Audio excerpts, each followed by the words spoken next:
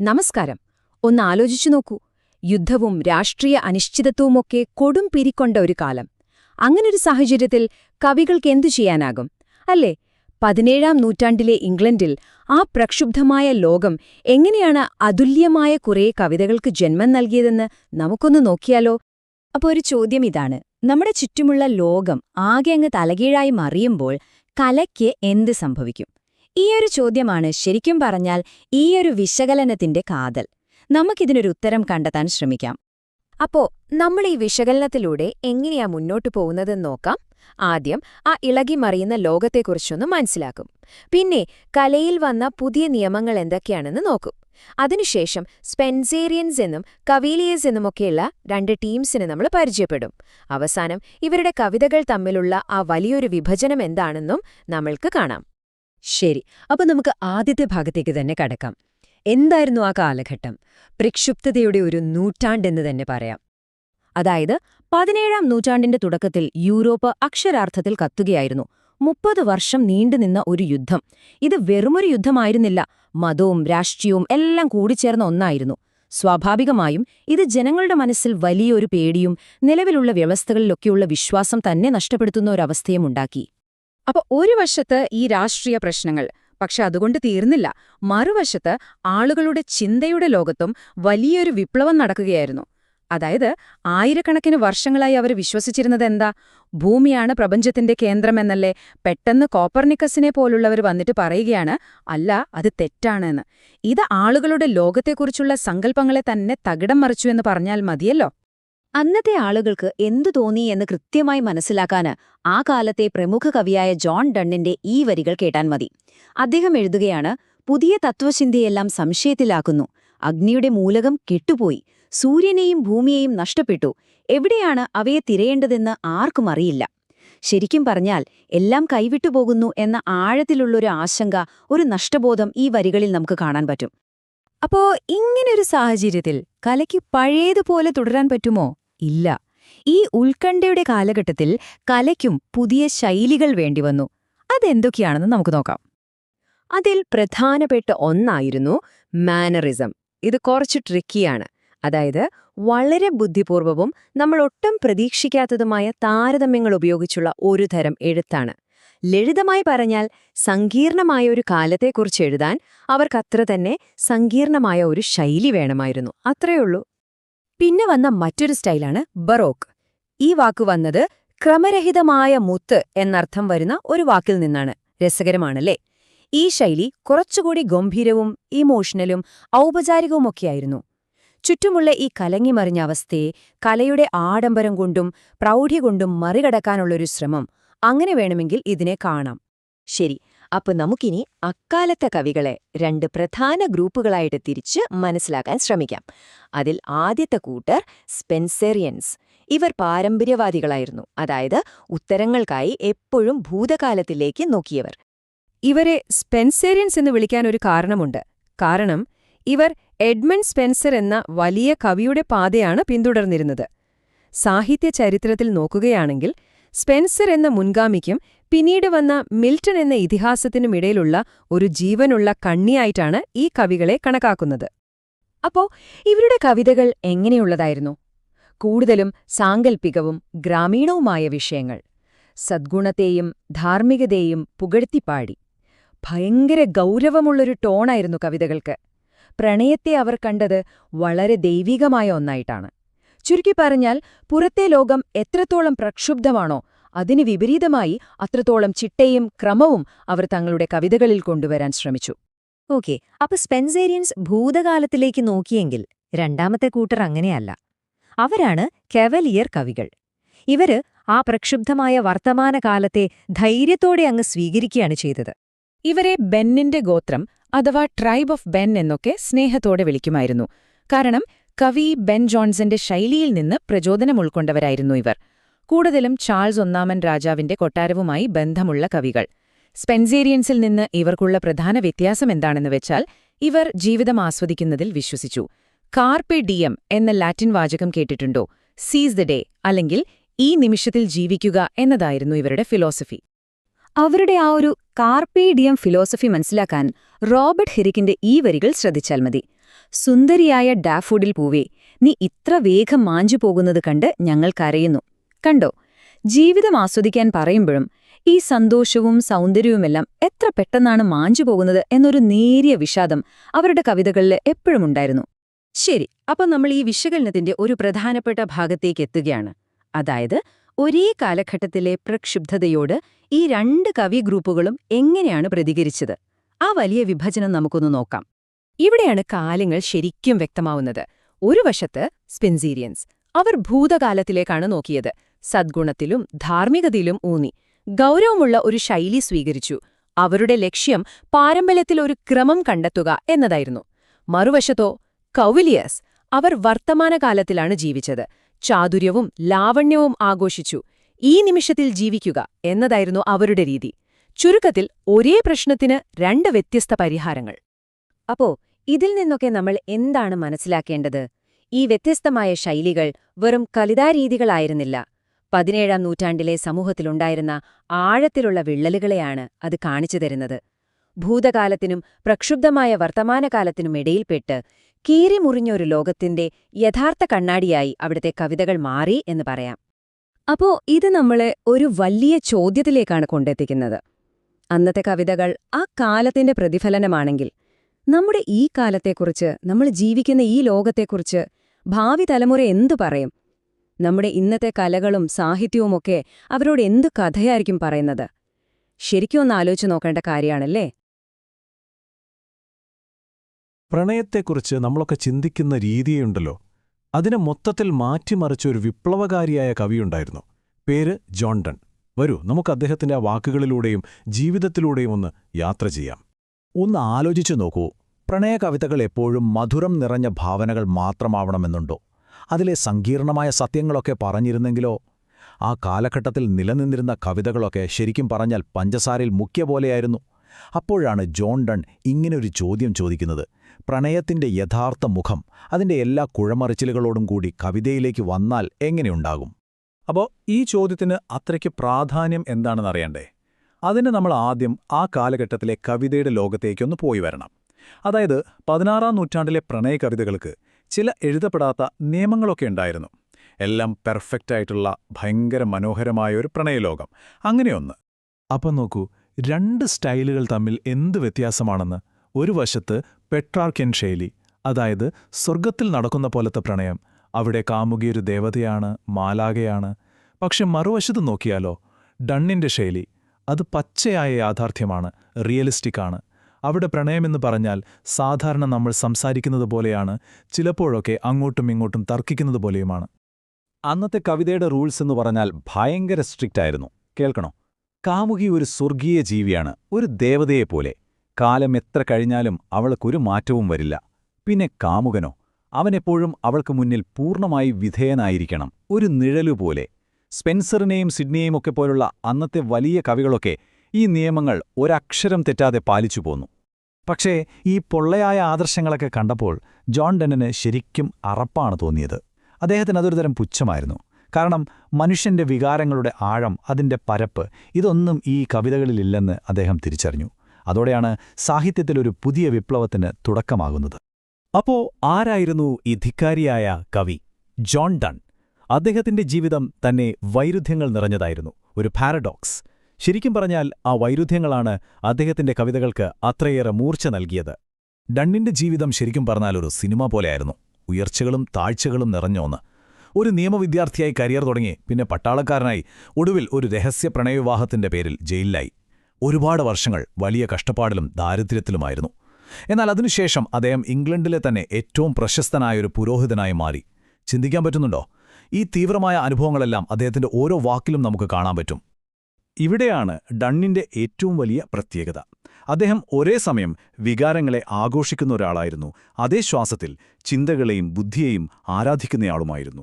നാടകങ്ങൾ കണ്ടാസ്വദിക്കുന്ന ആൾ തന്നെ പുലർച്ചെ 4 മണിക്ക് എഴുന്നേറ്റ് പുസ്തകങ്ങളിൽ മുഴുകിയിരിക്കുന്ന ഒരു പണ്ഡിതനുമായിരുന്നു. ഈയൊരു അപൂർവ കോമ്പിനേഷനാണ് അദ്ദേഹത്തിന്റെ പ്രതിഭയുടെ ആണിക്കല്ല്. അപ്പം നമുക്ക് കാര്യത്തിലേക്ക് വരാം. എങ്ങനെയാണ് ഡൺ തന്റെ ഈ ജീവിതാനുഭവങ്ങളും ഈയൊരു വൈരുദ്ധ്യം നിറഞ്ഞ വ്യക്തിത്വവുമൊക്കെ വെച്ച് പ്രണയകവിതയുടെ നിയമങ്ങളെ അപ്പാടെ പൊളിച്ചെഴുതിയത്? ഡൺ ചെയ്ത ഏറ്റവും വലിയ വിപ്ലവം ഇതാണ്. അദ്ദേഹം പ്രണയത്തിന്റെ എല്ലാ മുഖങ്ങളെയും ഒരു മടിയും കൂടാതെ കവിതയിലേക്ക് കൊണ്ടുവന്നു. സ്നേഹം മാത്രമല്ല, ആരാധന മാത്രമല്ല, അതിനൊപ്പം ദേഷ്യം, പരിഹാസം, ചിലപ്പോൾ അല്പം ക്രൂരത പോലും. അങ്ങനെ പ്രണയത്തിന്റെ ഒരു കംപ്ലീറ്റ് പിക്ചർ, ഒരു സത്യസന്ധമായ ചിത്രം. അപ്പോൾ ഈ സത്യസന്ധതയെ കവിതയിലേക്ക് കൊണ്ടുവരാൻ അദ്ദേഹം ഉപയോഗിച്ച ഒരു പ്രധാനപ്പെട്ട ടെക്നിക്കായിരുന്നു മെറ്റാഫിസിക്കൽ കൺസീറ്റ്. സംഭവം സിമ്പിളാണ്. ആരും ചിന്തിക്കാത്ത, ഒരു ബന്ധവുമില്ലെന്ന് തോന്നുന്ന രണ്ട് കാര്യങ്ങളെടുത്ത് ഒരുമിപ്പിക്കുക, എന്നിട്ട് അതിൽ നിന്നും ഒരു പുതിയ അർത്ഥം കണ്ടെത്തുക. ശരിക്കും പറഞ്ഞാൽ അതൊരു ബൗദ്ധികമായ കസരത്താണ്. ഒരു ഉദാഹരണം പറയാം. ഒരു കവിതയിൽ തന്റെയും കാമുകിയുടെയും സ്വകാര്യതയിലേക്ക് എത്തിനോക്കുന്ന സൂര്യനെ അദ്ദേഹം വിളിക്കുന്നതാണെന്നറിയോ? വയസ്സൻ വിഡ്ഢി എന്ന്. ഒന്ന് ആലോചിച്ചു നോക്കൂ, ഒരു കവിത തുടങ്ങുന്നത് തന്നെ ഇങ്ങനെ. അന്നത്തെ വായനക്കാർ ശരിക്കും ഞെട്ടിപ്പോയിട്ടുണ്ടാവല്ലേ? അതുപോലെ തന്നെയായിരുന്നു അദ്ദേഹത്തിന്റെ കവിതയുടെ താളവും. മനഃപൂർവ്വം പരുക്കനാക്കിയതായിരുന്നു അത്. അന്നത്തെ മറ്റൊരു വലിയ കവിയായ ബെൻ ജോൺസണൊന്നും ഇത് തീരെ ഇഷ്ടപ്പെട്ടില്ല. പക്ഷേ ഡണ്ണിന് അതൊരു വിഷയമേ അല്ലായിരുന്നു. കാരണം അദ്ദേഹത്തിനൊരു മധുരമുള്ള പാട്ടല്ലായിരുന്നു വേണ്ടിയിരുന്നത്, മറിച്ച് ഹൃദയത്തിൽ നിന്ന് നേരിട്ട് വരുന്ന ഒരു സംഭാഷണത്തിന്റെ ആ ഒരു തീവ്രത, അതാണ് അദ്ദേഹത്തിന് വേണ്ടിയിരുന്നത്. അങ്ങനെ സംഭാഷണവും ബുദ്ധിയും വികാരവുമെല്ലാം ഒരുമിച്ച് ചേർത്തുകൊണ്ട് ഡൺ തികച്ചും പുതിയൊരു കാവ്യശൈലിക്ക് തന്നെ രൂപം നൽകുകയായിരുന്നു. അപ്പോ എന്താണ് ഈ ഡണ്ണിന്റെ ഫോർമുല? ശരിക്കും പറഞ്ഞാൽ 4 സിമ്പിൾ സ്റ്റെപ്പുകളാണ്. 1. വളരെ ശക്തമായ, യഥാർത്ഥമായ ഒരു വികാരത്തിൽ നിന്ന് തുടങ്ങുക. 2. ആ വികാരത്തെ ബുദ്ധി കൊണ്ടൊന്ന് വിശകലനം ചെയ്യുക, ചോദ്യം ചെയ്യുക. 3. അതിനെ വിശദീകരിക്കാൻ ശാസ്ത്രത്തിൽ നിന്നോ നിയമത്തിൽ നിന്നോ ആരും പ്രതീക്ഷിക്കാത്ത ഒരു താരതമ്യം കൊണ്ടുവരിക. 4. ഇതെല്ലാം ആരോടെങ്കിലും നേരിട്ട് സംസാരിക്കുന്നത് പോലെ അങ്ങ് പറയുക. ഇതാണ് ഡണ്ണിന്റെ മെറ്റഫിസിക്കൽ ശൈലിയുടെ ആത്മാവ്. പക്ഷേ ഇത്രയും പുതിയൊരു സ്റ്റൈലൊക്കെ കൊണ്ടുവരുമ്പോൾ സ്വാഭാവികമായും വിമർശനങ്ങൾ ഉണ്ടാകുമല്ലോ അല്ലേ? ഡണ്ണിന്റെ കാര്യത്തിലും അത് സംഭവിച്ചു, നല്ലപോലെ തന്നെ. അദ്ദേഹത്തിന്റെ കൂടെയുണ്ടായിരുന്ന കവി ബെൻ ജോൺസൺ ദേഷ്യം കൊണ്ടു പറഞ്ഞത് എന്താണെന്നറിയുമോ? ഈ താളം തെറ്റിക്കുന്നതിന് ഡണ്ണിനെ തൂക്കിക്കൊല്ലണം എന്ന്. ആലോചിച്ചു നോക്കൂ, അത്രയ്ക്കും ശക്തമായിരുന്നു അന്നത്തെ എതിർപ്പുകൾ. അതവിടെയും തീർന്നില്ല. നൂറ്റാണ്ടുകൾക്ക് ശേഷം വന്ന സാഹിത്യത്തിലെ അധികായനായ ഡോക്ടർ സാമുവൽ ജോൺസൺ പോലും ഡണ്ണിനെ വെറുതെ വിട്ടില്ല. അദ്ദേഹം പറഞ്ഞത് ഇങ്ങനെയാണ്: ഡൺ ഒരു ബന്ധവുമില്ലാത്ത ആശയങ്ങളെ ബലം പ്രയോഗിച്ച് ഒരുമിപ്പിക്കുകയാണ്.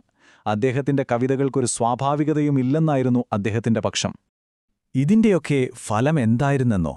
നൂറ്റാണ്ടുകളോളം ഡണ്ണിന്റെ കവിതകൾ ആളുകൾ തള്ളിക്കളഞ്ഞു.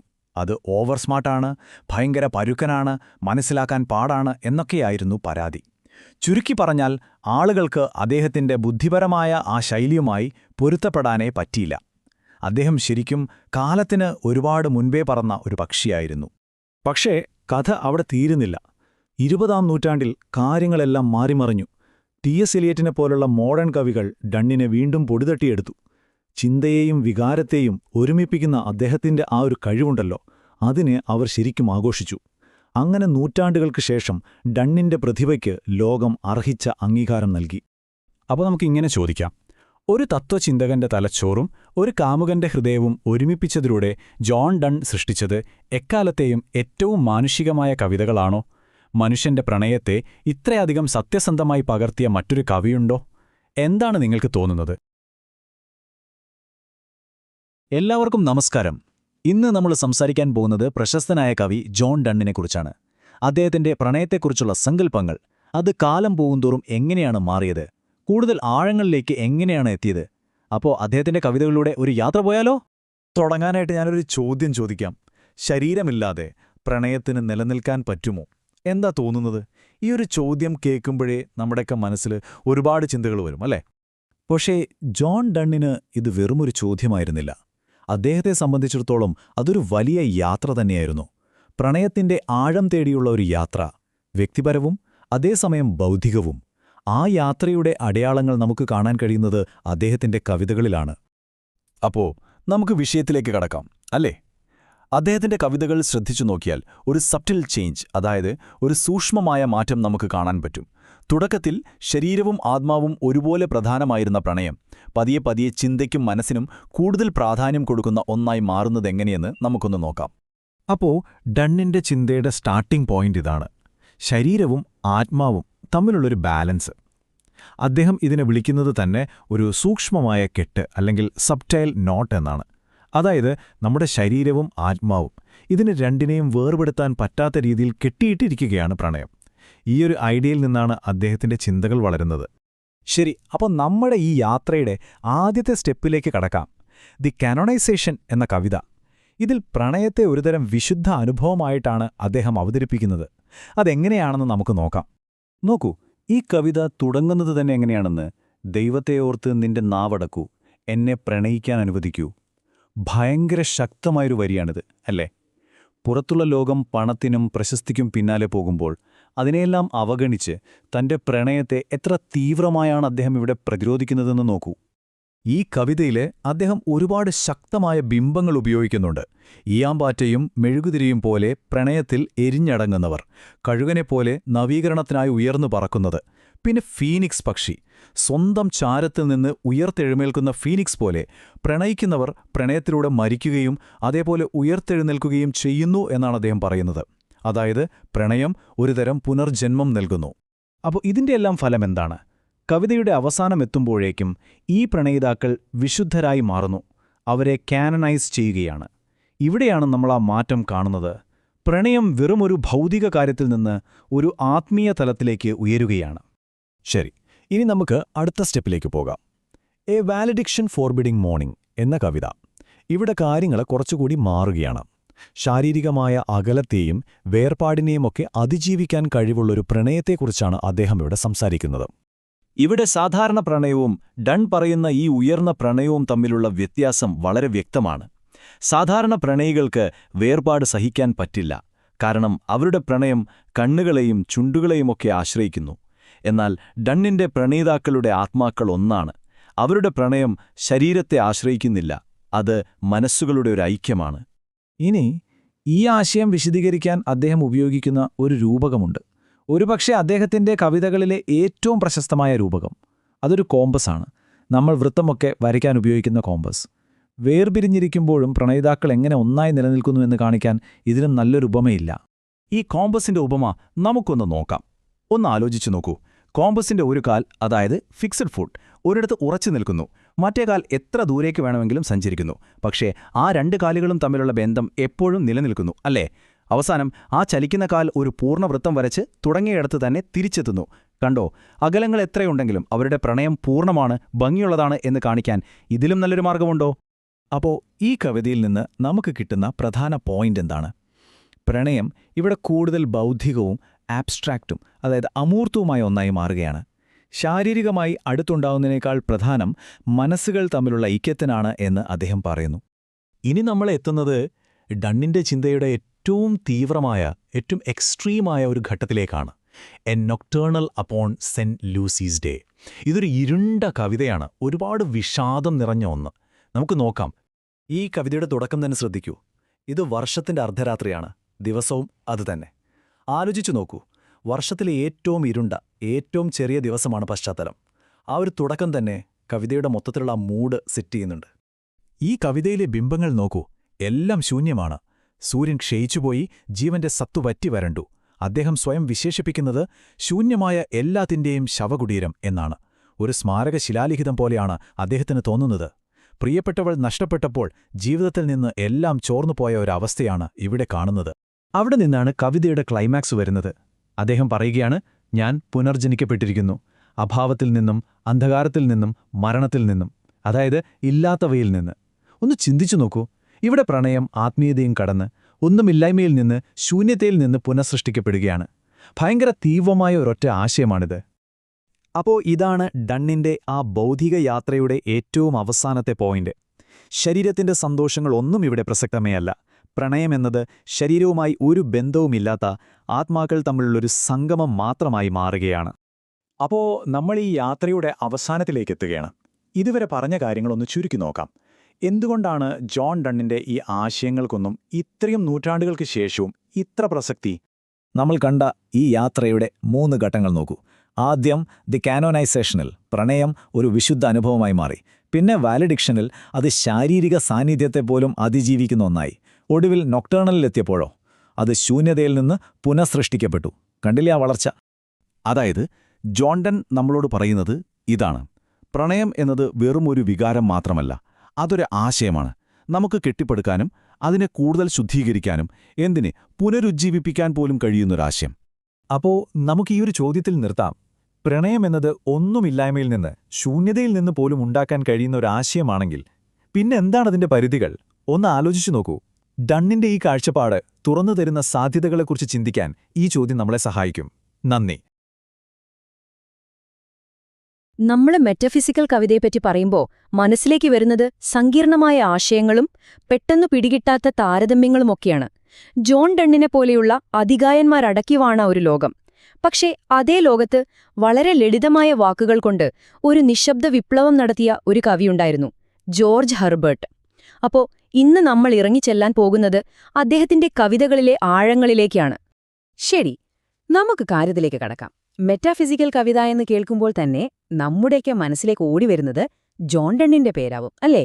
അദ്ദേഹത്തിന്റെ കവിതകളുണ്ടല്ലോ, ഭയങ്കര തീവ്രമാണ്, സങ്കീർണമാണ്, വായിക്കുമ്പോൾ ചിലപ്പോൾ ഒരു പോരാട്ടം പോലെ തോന്നും. എന്നാൽ നേരെ മറിച്ച് ഹെർബർട്ടിന്റെ ശൈലി നോക്കിയാലോ, വളരെ ശാന്തം, ഒതുക്കമുള്ളത്, എന്നാലോ സ്ഫടികം പോലെ വ്യക്തവുമാണ്. ഒരേ കാലം, ഒരേ പ്രസ്ഥാനം. എന്നിട്ടും എന്തൊരു വ്യത്യാസം! ഈയൊരു വ്യത്യാസമാണ് സത്യം പറഞ്ഞാൽ ഹെർബർട്ടിനെ ഇത്ര സ്പെഷ്യലാക്കുന്നത്. അപ്പോ സ്വാഭാവികമായും ഒരു ചോദ്യം വരും. എങ്ങനെയാണ് ഒരേ കാലഘട്ടത്തിൽ നിന്ന് ഇത്രയും വ്യത്യസ്തമായ രണ്ട് ശൈലികളുണ്ടായത്? അത് മനസ്സിലാക്കണമെങ്കിൽ നമ്മൾ അവർ ജീവിച്ച ആ ലോകത്തേക്കൊന്ന് പോയി നോക്കണം. 17ാം നൂറ്റാണ്ട്. അത് യൂറോപ്പിനൊരു സാധാരണ കാലഘട്ടമായിരുന്നില്ല. ശരിക്കും പറഞ്ഞ ഒരു കൊടുങ്കാറ്റിന്റെ കാലമായിരുന്നു. ഒന്ന് ആലോചിച്ചു നോക്കൂ. ഒരിടത്ത് മതപരമായ സംഘർഷങ്ങള്, അതിന്റെ കൂടെ ഗലീലിയോയുടെ പുതിയ കണ്ടുപിടുത്തങ്ങള്, പഴയ വിശ്വാസങ്ങളെയൊക്കെ ചോദ്യം ചെയ്യുന്നു. പിന്നെ ഇംഗ്ലണ്ടിലെ രാഷ്ട്രീയ അസ്ഥിരത വേറെയും.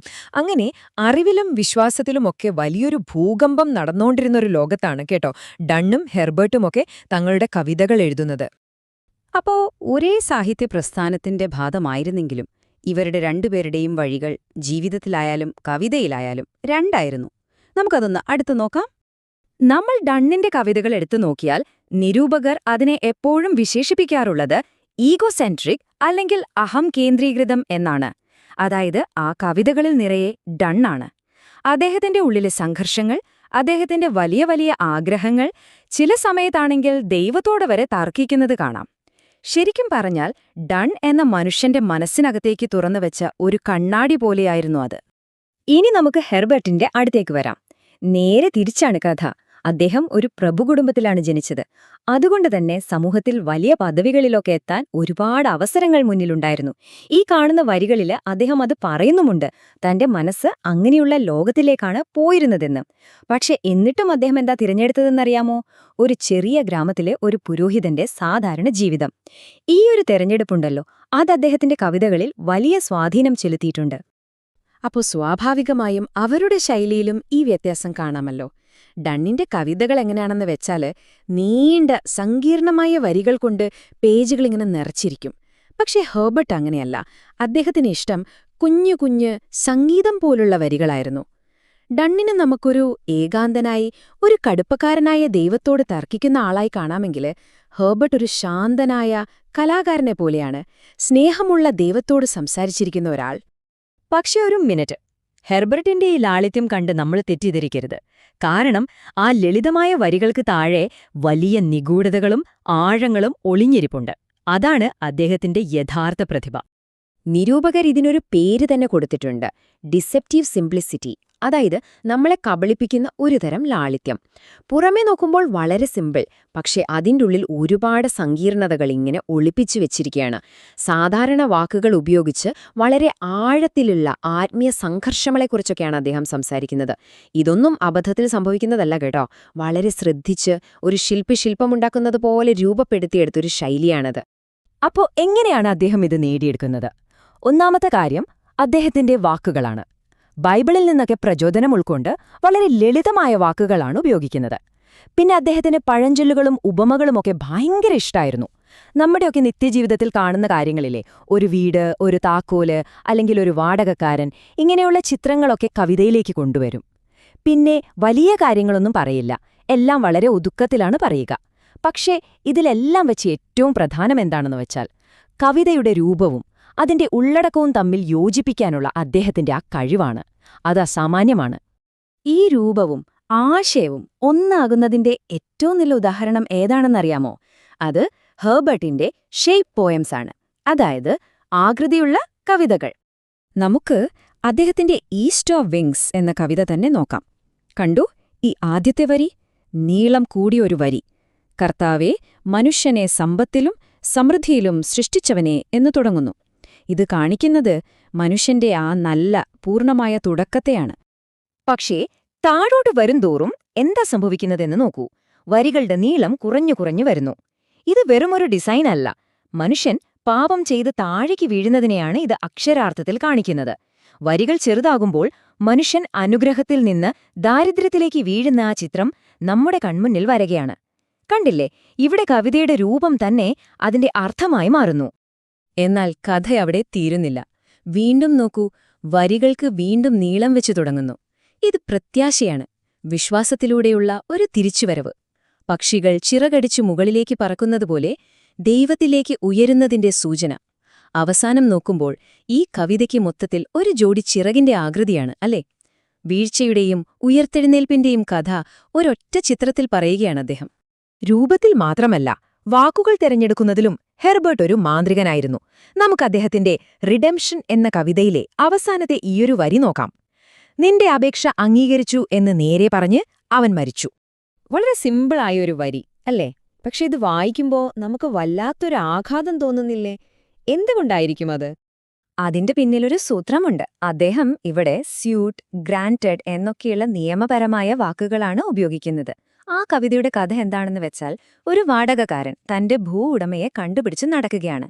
ആ നീണ്ട അന്വേഷണമുണ്ടല്ലോ, അതാണ് ഒറ്റയടിക്ക് ഈ ഒരു വാചകത്തിൽ അവസാനിക്കുന്നത്. ക്രിസ്തുവിന്റെ ആ വാക്കുകൾ പോലെ തന്നെ വളരെ പെട്ടെന്നുള്ളതും ചോദ്യം ചെയ്യാനാവാത്തതുമാണ് കവിതയുടെ ഈ അവസാനവും. അപ്പോൾ വീണ്ടും രൂപവും ആശയവും ഒന്നാവുകയാണ്. അപ്പോ ഹെർബർട്ടിന്റെ ഈ ശാന്തമായ ശബ്ദം അത് അന്നതോടെ തീർന്നുപോയിന്ന് കരുതരുത്. അല്ല, അത് നൂറ്റാണ്ടുകളോളം സാഹിത്യലോകത്ത് മുഴങ്ങിക്കൊണ്ടേയിരുന്നു. അദ്ദേഹത്തിന്റെ കൂടെയുണ്ടായിരുന്ന റിച്ചാർഡ് ക്രാഷോ, ഹെൻറി വോൺ എന്നിവർക്ക് മാത്രമല്ല, എത്രയോ കാലം കഴിഞ്ഞു വന്ന GM ഹോപ്കിൻസിനെയും എമിലി ഡിക്കിൻസനെയും പോലുള്ള വലിയ കവികളെ വരെ ഹെർബർട്ടിന്റെ ആ ശൈലി വല്ലാതെ സ്വാധീനിച്ചിട്ടുണ്ട്.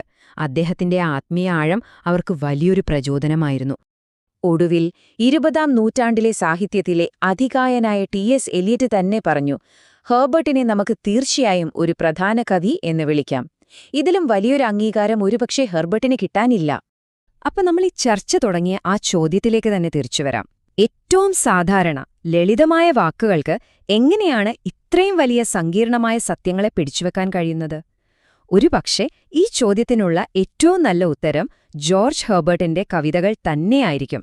ആ ലാളിത്യത്തിനുള്ളിൽ ഒളിപ്പിച്ചുവെച്ച ആഴമില്ലേ, അത് തന്നെയാണ് അദ്ദേഹത്തെ എക്കാലത്തെയും വലിയ കവികളിൽ ഒരാളാക്കി മാറ്റുന്നത്. നമുക്കൊരു 4 നൂറ്റാണ്ട് പിന്നോട്ട് പോയാലോ? അവിടെ പൊടിപിടിച്ച ഒരു പുസ്തകത്താളിൽ ഉറങ്ങിക്കിടക്കുന്ന ഒരു പ്രണയ കവിത. പക്ഷേ സ്നേഹിതേ, ആ താളുകൾ മറിക്കുമ്പോൾ നമുക്കൊരു കാര്യം മനസ്സിലാവും. ഇതിലെ വാക്കുകൾക്ക് കാലപ്പഴക്കമേയില്ല. മറിച്ച് ഇന്നും നമ്മുടെ ഹൃദയത്തിൽ ഒരു തീപ്പൊരി വീഴ്ത്താൻ കൽപ്പുള്ള ഒന്നാണത്. കേട്ടല്ലോ, ഇതൊരു പ്രണയകവിതയിൽ നിന്നുള്ള വരികളാണെന്ന് പറഞ്ഞാൽ വിശ്വസിക്കാൻ കുറച്ച് പ്രയാസമുണ്ടാവും, അല്ലേ? പ്രണയത്തെക്കുറിച്ചുള്ള മധുരമായ വാക്കുകളൊക്കെ നമ്മൾ പ്രതീക്ഷിച്ചിരിക്കുമ്പോൾ തൊട്ടുപിന്നാലെ മരണത്തെപ്പോലെ പാഞ്ഞെടുക്കുന്ന എന്തിനെയോക്കുറിച്ച് കവി നമ്മളെ ഓർമ്മിപ്പിക്കുകയാണ്. ഇവിടെയാണ് കൗതുകം. ഒരു വശത്ത് നമ്മൾ സാധാരണ കേട്ട് പരിചയിച്ച പ്രണയസങ്കല്പങ്ങൾ, ശാശ്വതമായ സൗന്ദര്യം, അനന്തമായ ആരാധന, അങ്ങനെ. ഇനി മറുവശത്ത് ആൻഡ്രൂ മാർവൽ തരുന്നത് എന്താണെന്ന് നോക്കിക്കേ. ഭീകരമായ മരുഭൂമികൾ, പുഴുക്കളും പൊടിയും, പിന്നെ ഇരവിടിയൻ പക്ഷികളെപ്പോലുള്ള പ്രണയം. സത്യം പറഞ്ഞ ഇതൊരു സൗമ്യമായ പ്രണയാഭ്യർത്ഥനയായിട്ട് തോന്നുന്നേയില്ല. അപ്പോ ഇതാണ് നമ്മുടെ മുന്നിലുള്ള പ്രധാന ചോദ്യം. ഒരു പ്രണയ കവിതയിൽ എന്തിനാണ് ഇത്രയധികം അസ്വസ്ഥമാക്കുന്ന കാര്യങ്ങളൊക്കെ പറയുന്നത്? ഈ കവിതയുടെ ആഴങ്ങളിലേക്ക് ഇറങ്ങിച്ചെല്ലണമെങ്കിൽ നമ്മൾ ആദ്യം ആ കവിയെയും അദ്ദേഹം ജീവിച്ച ആ പ്രക്ഷുബ്ധമായ കാലഘട്ടത്തെയും അടുത്തറിയണം. അതെ, ഏതൊരു സൃഷ്ടിയെയും ശരിയായി മനസ്സിലാക്കാൻ അതിന്റെ സ്രഷ്ടാവിനെയും ആ പശ്ചാത്തലത്തെയും അറിയേണ്ടത് വളരെ അത്യാവശ്യമാണ്. അപ്പം നമുക്ക് നേരെ മാർവലിന്റെ ലോകത്തേക്ക് ഒരു യാത്ര പോകാം.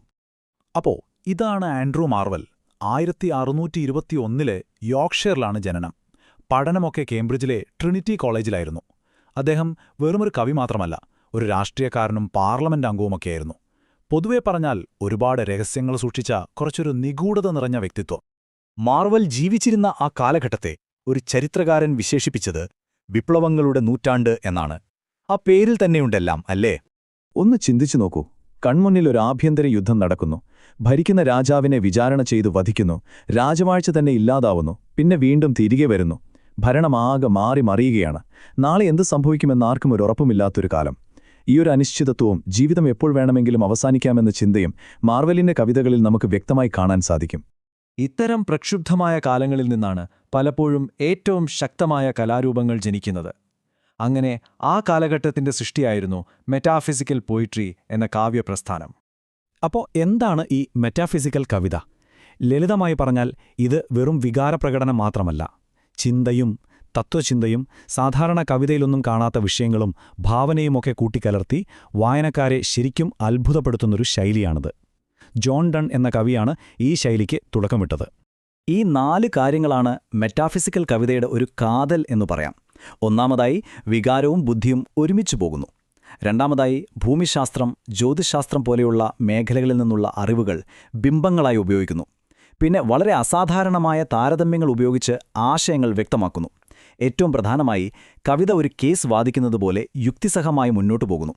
ഓക്കെ, അപ്പോൾ മാർവലിന്റെ കാലത്തെക്കുറിച്ചും അദ്ദേഹത്തിന്റെ കാവ്യശൈലിയെക്കുറിച്ചും നമുക്കിപ്പോൾ ഒരു ഐഡിയ കിട്ടിയല്ലോ. ഈ പുതിയ അറിവിന്റെ വെളിച്ചത്തിൽ നമുക്ക് വീണ്ടും ആ വിചിത്രമായ പ്രണയ കവിതയിലേക്ക് തിരിച്ചുപോകാം. അതിന്റെ രഹസ്യങ്ങൾ ഇനി നമുക്ക് മുന്നിൽ ചുരുളഴിയും. ഇതാണ് ഈ കവിതയിലെ ഏറ്റവും വലിയ ട്വിസ്റ്റ്. ഇതൊരു വെറും പ്രണയാഭ്യർത്ഥനയല്ല, മറിച്ച് ഒരു വക്കീല് കോടതിയിൽ കേസ് വാദിക്കുന്നതുപോലെ കൃത്യമായ ഘടനയോടുകൂടിയ ഒരു വാദമാണ്. കവി തന്റെ കാമുകിക്കു മുന്നിൽ ഒരു കേസ് അവതരിപ്പിക്കുകയാണ് എന്ന് തന്നെ പറയാം. നോക്കൂ, ഇതൊരു 3 ഘട്ടങ്ങളുള്ള ഒരു തകർപ്പൻ വാദമാണ്. ആദ്യഘട്ടം, ഇഫ് നമുക്ക് ലോകത്തുള്ള മുഴുവൻ സമയവും കയ്യിലുണ്ടായിരുന്നെങ്കിൽ നിന്റെ ഈ ഒഴിഞ്ഞുമാറ്റമൊന്നും എനിക്കൊരു പ്രശ്നമേ അല്ലായിരുന്നു. രണ്ടാം ഘട്ടം, ബട്ട് പക്ഷേ യാഥാർത്ഥ്യം അതല്ല, സമയം അതിവേഗം പറന്നുപോകുന്നു, മരണം തൊട്ടരികിലുണ്ട്. മൂന്നാം ഘട്ടം, ദെയർഫോർ അതുകൊണ്ട് നമ്മൾ കാത്തിരിക്കുന്നതിലൊരർത്ഥവുമില്ല, ഈ നിമിഷം നമ്മുടേതാക്കണം. അക്കാലത്തെ മറ്റു കവികൾ എന്റെ വരികളിലൂടെ നീ എന്നും ജീവിക്കും എന്നൊക്കെ പാടിയപ്പോൾ മാർവൽ ആ സങ്കല്പത്തെ യാഥാർത്ഥ്യബോധത്തോടെ തള്ളിക്കളയുകയാണ് ചെയ്തത്. അദ്ദേഹം പറയുന്നു, ശവകുടീരത്തിനുള്ളിൽ പ്രണയഗാനങ്ങൾക്കൊന്നും ഒരു സ്ഥാനവുമില്ല, അവിടെ പുഴുക്കൾ മാത്രമേ ഉണ്ടാകൂ എന്ന്. ഇത് ശരിക്കും ഒരു വിപ്ലവകരമായ ചിന്തയായിരുന്നു വന്ന്. ഈയൊരു തീവ്രത എത്രത്തോളമുണ്ടെന്ന് മനസ്സിലാക്കാൻ മാർവലിന്റെ അതേ കാലഘട്ടത്തിലെ റോബർട്ട് ഹെറിക് എന്ന കവിയെ നോക്കിയാൽ മതി. ഹെറിക് വളരെ സൗമ്യമായി സമയം കളയാതെ റോസാമുട്ടുകൾ ശേഖരിക്കൂ എന്ന് പറയുമ്പോൾ മാർവൽ ഏതാണ്ട് ആക്രോശിക്കുകയാണ്, നമ്മുടെ സുഖങ്ങളെ ഒരു കഠിനമായ പോരാട്ടത്തിലൂടെ കീറിമുറിച്ചെടുക്കാമെന്ന്. ഒരാൾ സൗമ്യമായി സംസാരിക്കുമ്പോൾ മറ്റൊരാൾ ഒരു യുദ്ധത്തിന് ആഹ്വാനം ചെയ്യുകയാണ്.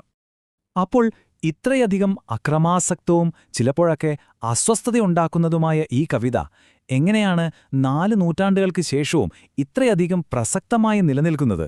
എന്തായിരിക്കും അതിന്റെ ആ കാലാതീതമായ ശക്തി? അതിനു കാരണം ഇത് വെറുമൊരു പ്രണയ കവിത എന്നതിലുപരി സമയത്തിനെതിരെയുള്ള ഒരു യുദ്ധപ്രഖ്യാപനമാണ്. മരണത്തിനു മുന്നിൽ നിസ്സഹായരായി കീഴടങ്ങുന്നതിനു പകരം തങ്ങളുടെ പ്രണയത്തെയും ആഗ്രഹങ്ങളെയും ഒരു ആയുധമാക്കി മാറ്റി സമയത്തിനെതിരെ ഒരുമിച്ച് പോരാടാനാണ് കവി നമ്മളോട് ആഹ്വാനം ചെയ്യുന്നത്. അവസാനം തോൽക്കുമെന്ന് ഉറപ്പാണെങ്കിൽ പോലും ആ പോരാട്ടം തന്നെയാണ് പ്രധാനം. അവസാനം മാർവൽ ആ ചോദ്യം കവിതയിൽ നിന്ന് പുറത്തേക്ക് നേരെ നമ്മുടെ ഓരോരുത്തരുടെയും നേർക്കാണ് എറിയുന്നത്. കാരണം നമ്മുടെ എല്ലാം പിന്നാലെയുണ്ട് കാലത്തിന്റെ ആ ചിറകുള്ള രഥം. അങ്ങനെയെങ്കിൽ നിങ്ങളുടെ ജീവിതത്തിൽ ഈ ഇപ്പോൾ എന്ന നിമിഷത്തിൽ പാഴാക്കാതെ മുറുകെ പിടിക്കാൻ മാത്രം വിലപ്പെട്ടതായി എന്താണുള്ളത്? ഈ ഒരു ചോദ്യം തന്നെയാണ് മാർവലിനെ ഇന്നും നമ്മുടെ കാലഘട്ടത്തിന്റെ കവിയാക്കി മാറ്റുന്നത്.